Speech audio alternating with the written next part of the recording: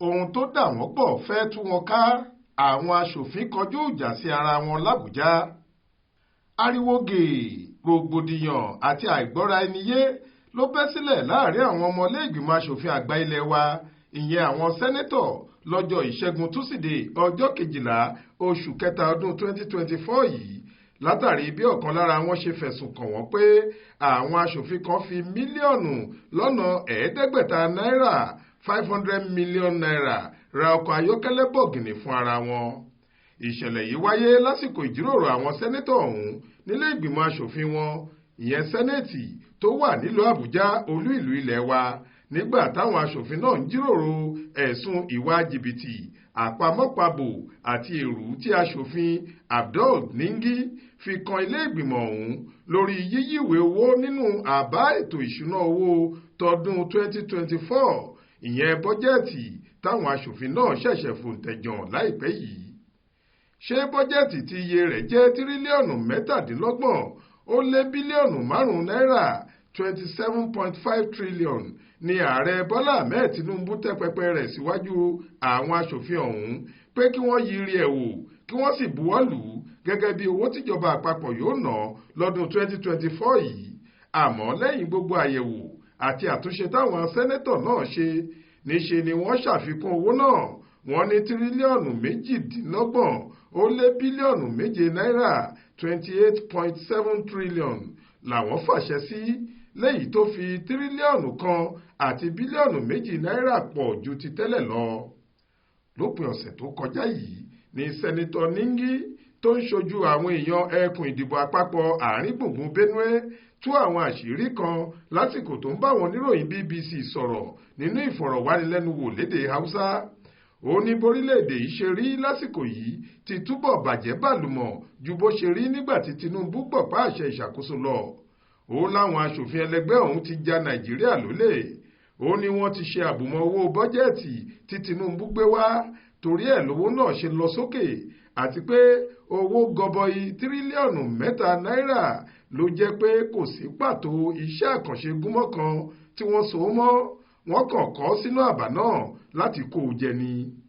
Ó ní jìbìtì táwọn eléèbó ń pè ní budget padding ti wáyé. Ọ̀rọ̀ náà sì dá wuyewuye rẹpẹtẹ sílẹ̀ lórí ẹ̀rọ ayélujára báwọn èèyàn ṣe ń ta àtàrí ẹ̀sùn ọ̀hún sí ara wọn.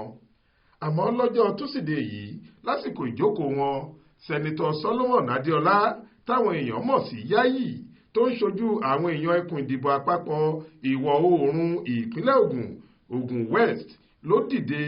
Ó lóun dábàá káwọn aṣòfin wádìí ẹ̀sùn ọ̀hún torí òun gẹ́gẹ́ bí alága ìgbìmọ̀ tó ń mójútó bọ́jẹ́ẹ̀tì, ọ̀rọ̀ náà kan òun gbọ̀ngbọ̀n. Ó sì ta ẹrẹ̀ sí aṣọ àlà ìgbìmọ̀ òun àti tilé aṣòfin. Nígbà tí wọ́n ní kí Ningi dìde láti gbèjà ara rẹ̀, ó ní ẹ̀sùn tóun fi kàn wọ́n, òun mọ nǹkan tóun sọ torí òun láwọn ẹ̀rí tó fìdí múlẹ̀. Àwọn àkọọ́lẹ̀ kan sì wà níkàáwọ́ òun tó ṣàfihàn èrú àti jìbìtì tó wọnú bọ́jẹ́ẹ̀tì.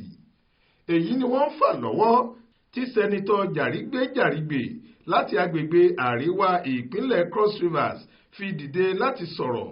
Àmọ́ níṣe lọ̀rọ̀ tó búrẹ́kẹ́ pẹ̀lú ohun tó sọ, torí níṣe ni sẹ́nitọ́ yìí tún ṣíṣọ lójú eégún ẹ̀sùn ńlá míì. Ó ní, ẹ̀yin aṣòfin ẹlẹgbẹ́ mi, níṣe ló dàbí pé à ń lọ síwá sẹ́yìn lórí ọ̀rọ̀ kan ṣoṣo. Bá a ṣe ń sọ̀rọ̀ bọ́jẹ́ẹ̀tì, làwọn kan ń sọ ti owó tó ń wọlé fún iṣẹ́ àkànṣe ní ẹkùn ìdìbò kó wá àti bẹ́ẹ̀ bẹ́ẹ̀ lọ. Ṣé ẹ rí i, tó bá jẹ́ ọ̀rọ̀ owó wọ̀nyẹn la fẹ́ sọ, gbogbo wa la lẹ́sùn lọ́rùn nípa ẹ̀. Mo mọ àwọn sẹ́nẹ́tọ̀ kan láàrin wa níbí tí wọ́n pe ara wọn ní senior senator. Mílíọ̀nù lọ́nà ẹ̀ẹ́dẹ́gbẹ̀ta náírà 500 million naira ni wọ́n gbà tí wọ́n fi ra ọkọ̀ ayọ́kẹ́lẹ́.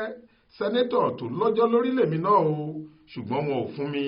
Bẹ́ẹ̀ ọ̀pọ̀ lára yín lẹ rí ìgbà àti bẹ́ẹ̀ bẹ́ẹ̀ lọ.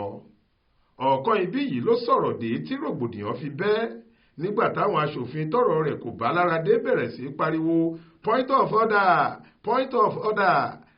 Ìyẹn ni pé kó jókòó kẹ́lòmíì sọ̀rọ̀. Bẹ́ẹ̀ láṣòfin náà kò dákẹ́ ọ̀rọ̀ rẹ̀. Làwọn ẹlẹgbẹ́ rẹ̀ kan bá dìde.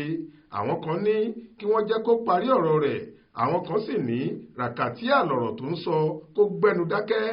Bẹ́ẹ̀ nílé aṣòfin náà rò pọ̀ tí ariwo sì ń hóyànmù kí olórí wọn sẹ́nitọ́ Godswill Akpabio tó bẹ̀rẹ̀ sí lọ́gun pé kí wọ́n dákẹ́, ó sì kéde ìsinmi pàjáwìrì lójú ẹsẹ̀ kí wọ́n lè ráàyè lọ sọ̀rọ̀ ọ̀hún parí lẹ́yìn ìtàgé ní bòókẹ́lẹ́.